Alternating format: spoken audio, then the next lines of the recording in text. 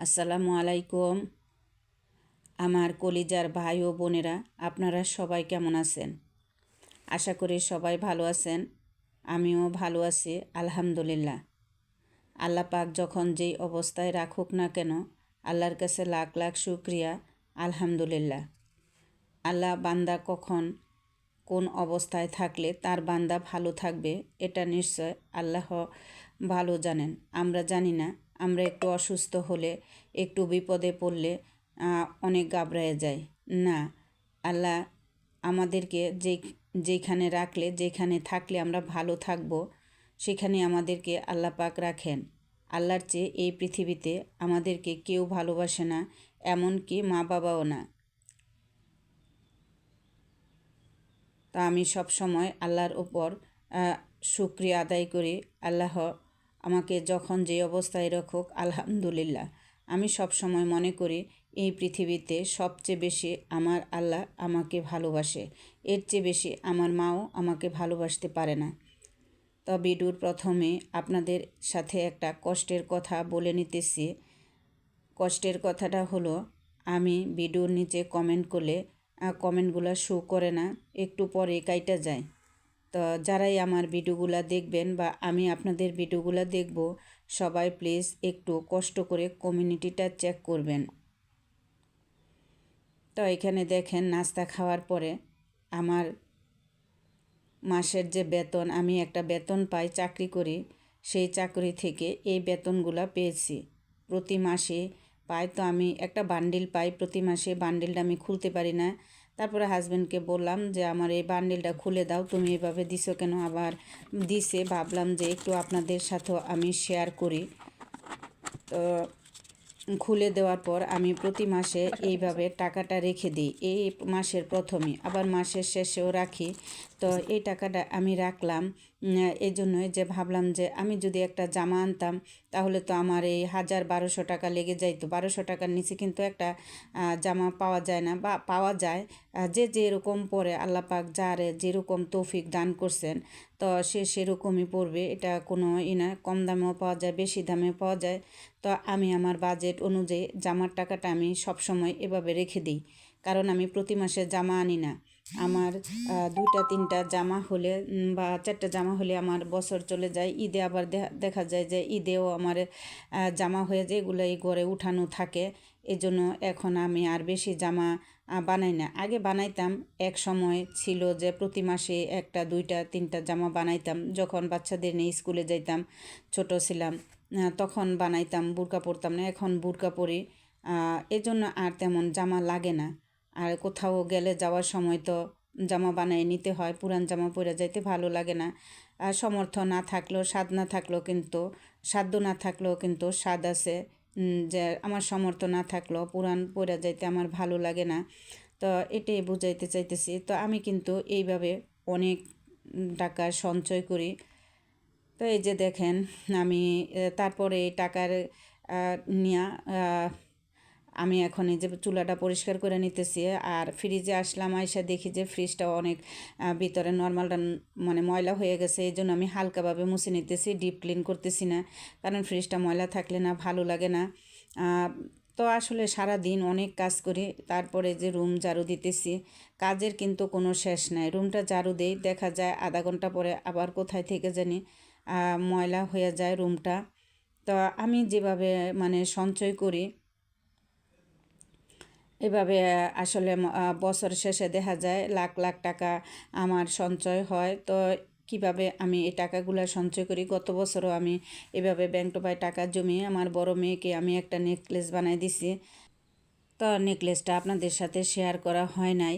আর যখন আমি বানাইছি তখন কিন্তু ইউটিউবে তো অ্যাক্টিভ ছিলাম না, আর বুঝতেও পারি নাই যে দেখাইলে কেমন হবে আর না হবে, সেটাও চিন্তা ভাবনা করছিলাম। এখন দেখি যে না, সবাই যাই হয় কম বেশি শেয়ার করেন আপনারা। তো ভাবতেছি যে আমিও আপনাদের সাথে নেকলেসটা যে বানাইছি সেটা একদিন শেয়ার করব। আমি কিভাবে বছর শেষে টাকা জমাইয়া, লক্ষ লক্ষ টাকা জমাই আমি কিভাবে আমার চাহিদাগুলা পূরণ করি, তো এটাই আপনাদের সাথে শেয়ার করব। তো আমরা যদি এভাবে মানে একটু বুদ্ধি করে টাকা জমাই, তাহলে কিন্তু আমরা বছর শেষে লাখ লাখ টাকা জমাইতে পারি। তা আমি কিন্তু এই যে সংসারের যাই বানাই যাই কিছু করি, আমি কিন্তু আর বাড়তি কোনো টাকা নিই না। আমার এই যে হাজব্যান্ড, আমি যে চাকরি করি সংসারে যে মানে মাসিক একটা বেতন দেয়, সেই বেতন থেকেই কিন্তু আমি বছর শেষে লক্ষ লক্ষ টাকা জমাইতে পারি। দেখা যায় মাসের প্রথম আমি এভাবে টাকা জমাই, আবার মাসের শেষে যখন আমার এই মাসের টাকাটা খরচ করে সংসারটা চালায়া যে কয় টাকাই থাকে, আমি কিন্তু আগামী মাসে আর এই টাকাটা নেই না। আবার দেখা যায় প্রতি মাসে আমি যাই লাগে, যদি আমার 3 কেজি পোলার চাউল লাগে, সেখানে আমি 4 কেজি পোলার চাউল আনি।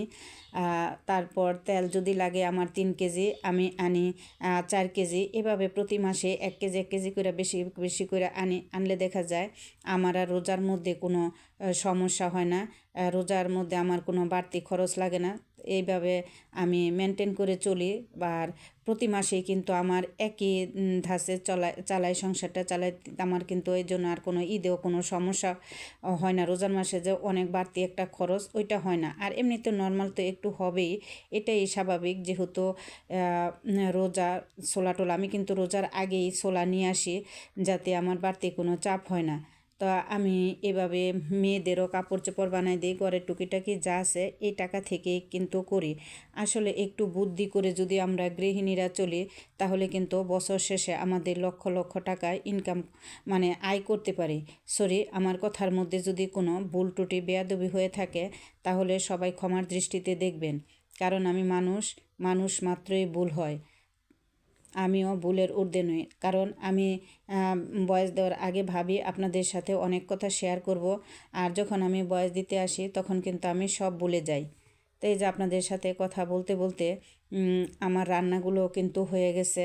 তো লাউ রান্না করে নিলাম প্রেশার কুকারে। তো আমি লাউটা আগে প্রেশার কুকারে একটা সিজ দিয়ে নিছি, সেটাই রান্না করে নিলাম ওই পাশের চুলায় দিয়া। এই পাশে আমি যে লাউ শাক, আলু আর সিম একসাথে ভাজি করে নিতেছি। আর ফুল পেঁয়াজকলি ভাজি করব। এখন শীত, পেঁয়াজকলি এটা কিন্তু খুবই ভালো লাগে। আর শীতের সবজিগুলা কি আর বলবো, খুবই ভালো লাগে আমার কাছে। আর এখন দামও কম, এখন বেশি বেশি করে রান্না করতেছি। আর যখন একটু দাম হয়ে যাবে, তখন সবজিটা একটু কমায় রান্না করব। এভাবে আমি বুঝে শুনে চিন্তা ভাবনা করে সংসারটা চালাই, যার কারণে আমার এই মাসিক যে বেতনটা আমাকে দেয়, ওইটা থেকে আমি বছর শেষে লাখ লাখ টাকা ইনকাম করতে পারি।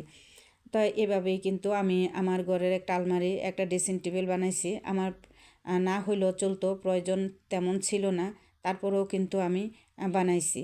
ওই যে আমরা তো আগে আর এখন দিনের অনেক পার্থক্য হয়েছে, আর এখন সবারই আলাদা আলাদা লাগে। তো আমার আগের একটা ড্রেসিং টেবিল আছে, তারপরও আমি বড় মেয়ের জন্য বানাইছি, এটা আপনাদের সাথে আমি শেয়ার করছি। তা আমরা যদি একটু বুদ্ধি খাটিয়ে চলি, তাহলেই কিন্তু আমরা বছর শেষে লাখ লাখ টাকা আয় করতে পারি। আসলে ঘরের গৃহিণী যদি সঞ্চয় না হয়, তাহলে কিন্তু সংসারটা সুন্দর হয় না। যতই হাজব্যান্ড দিক, বউয়েরা যদি সঞ্চয় করে না রাখে, তাহলে কিন্তু টাকা আয় করা সম্ভব হয় না। এই যে টাকাটা দিছে, আমি যদি সব টাকা বাইঙ্গা ফেলাইতাম, বেশি বেশি খাইতাম, তাহলে কিন্তু খরচ হয়ে যাইত। তা হাজব্যান্ডরা যতই টাকা ইনকাম করে আয়না দেখ, ঘরের স্ত্রীরা যদি সঞ্চয় না হয়, তাহলে জীবনে উন্নতি করা যায় না, কিছুই করা যায় না। তো আমি কিন্তু এইভাবে টাকা সব সময় গুছায় রাখি। আবার দেখা যায় মাসের প্রথম যেমন আমি টাকাটা এইভাবে রেখে দিই, আবার মাসের শেষেও কিন্তু যা টাকা বাঁচে সেগুলোও কিন্তু আমি রেখে দিই। এক মাসের টাকা আরেক মাসে আমি খরচ করি না। তো আসলে সবই সম্ভব হয়। ভালো একটা হাজব্যান্ড যদি মেয়েদের জীবনে ঘটে, তাহলেই হয়, মানে এটা সম্ভব। আর যদি হাজব্যান্ডরা না হয়, তাহলে কিন্তু সম্ভব না। আর আমি এই টাকাটা যে জমাই, এটা কিন্তু আমার হাজব্যান্ড জানে। আর জানলেও কিন্তু উনি কিছুই বলে না, বলে তোমারে আমি মাসের বেতন দিয়ে দিছি, সেই টাকা দিয়ে তুমি কি করবা সেটা তোমার জানার বিষয়। আমার হাজব্যান্ড, আমি যদি একটু মানে মাঝে মধ্যে যদি খাবারের একটু এদিক সেদিকও হয়, তাহলে কিন্তু উনি কিছু বলে না যে তোমারে আমি মাসের প্রথমে এতগুলা টাকা দিই, তুমি জমায়া কেন আমারে খাবারের কমতি ঘাটতি দাও, কেন এরকম করো না। উনি কিন্তু কিছুই বলে না, বলে ঠিক আছে তুমি যেভাবে চালাও সেভাবে মানে চলো, কোনো সমস্যা নাই।